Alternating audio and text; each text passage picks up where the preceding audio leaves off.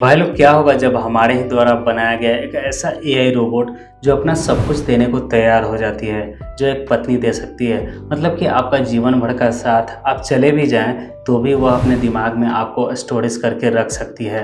इंसानी पत्नियां तो सिर्फ खून ही चूसती है, लेकिन यह तो आपके दिल दिमाग यहाँ तक कि आप क्या सोच रहे हैं उस पर भी आसानी से हावी हो सकती है। अगर आपने उसके दिए गए इंस्ट्रक्शन फॉलो नहीं किए तो भाई आप समय से पहले ही प्रभु के प्यारे हो जाएंगे।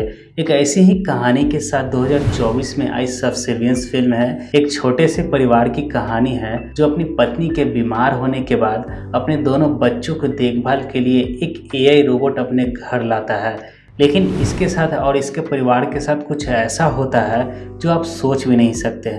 वेलकम टू माय चैनल दोस्तों, आई एम राज। तो चलिए कहानी शुरू से शुरू करते हैं। सबसिडियंस एक 2024 में आई अमेरिकी साइंस फिक्शन थ्रिलर फिल्म है जिसका निर्देशन एस.के. डेल ने किया है। इसमें मेगन फॉक्स ने एलिस नाम की एक मैन मेड एडवांस फीचर वाली एआई रोबोट का किरदार निभाई है, जो इंसानों की तरह सिर्फ दिखती ही नहीं बल्कि हमारी तरह सोच और महसूस भी कर सकती है, चाहे वो बेड पर हो या किचन में हो या फिर जंग के मैदान में। और यह सेल्फ डिफेंस में दूसरों के लिए खतरनाक भी हो जाती है।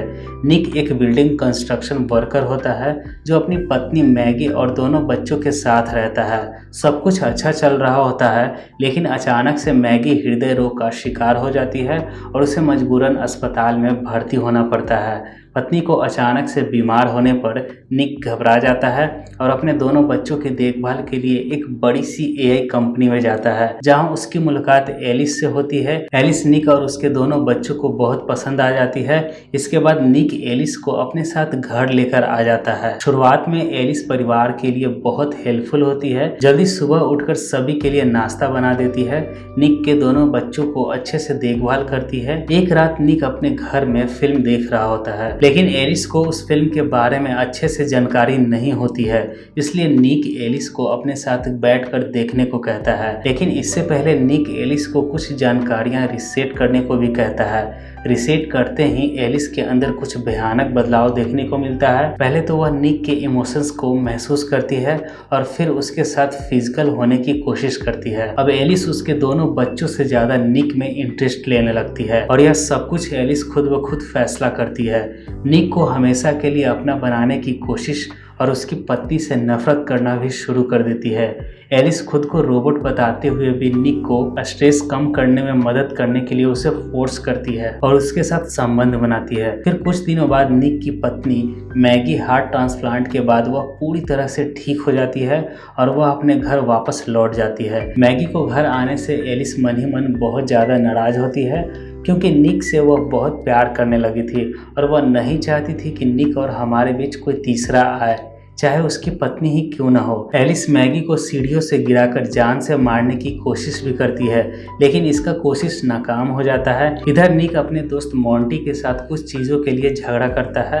यह सब देखकर एलिस निक को बचाते हुए मोंटी पर हमला करती है और बाद में मोंटी के उसके घर जाकर उसे मार देती है ताकि निक की रक्षा कर सके। एलिस निक को अब पूरी तरह से चाहने लगती है, इसलिए निक को जब भी वह टेंशन में देखती तो एलिस को ऐसा लगता है कि निक अपनी पत्नी और दोनों बच्चों से बहुत ज़्यादा परेशान है, क्यों न इन दोनों को खत्म करके निक की परेशानियां खत्म कर दी जाए।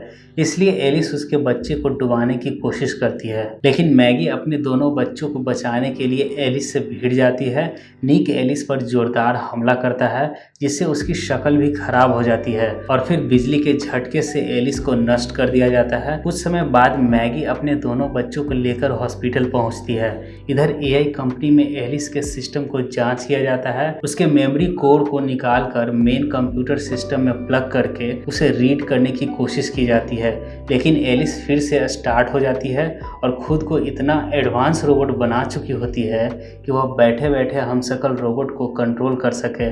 डुप्लीकेट एलिस मैगी का पीछा करते हुए अस्पताल पहुंच जाती है और इधर एलिस खुद निक से मिलने उसके पास जाती है, लेकिन निक एलिस को फिर से बर्बाद कर देता है और अपनी पत्नी को बचाने के लिए दौड़ता है। इधर डुप्लीकेट एलिस मैगी का दिल निकालने की कोशिश करती है ताकि मैगी का दिल अपने खुद में फिट कर सके, जिससे निक मुझे मैगी समझकर मुझसे प्यार करने लगे। लेकिन ऐसा होता नहीं है। निक एलिस को ऐसा करने से रोकता है और इस बार एलिस को पूरी तरह से बर्बाद कर देता है और इस तरह निक और उसका पूरा परिवार बच जाता है।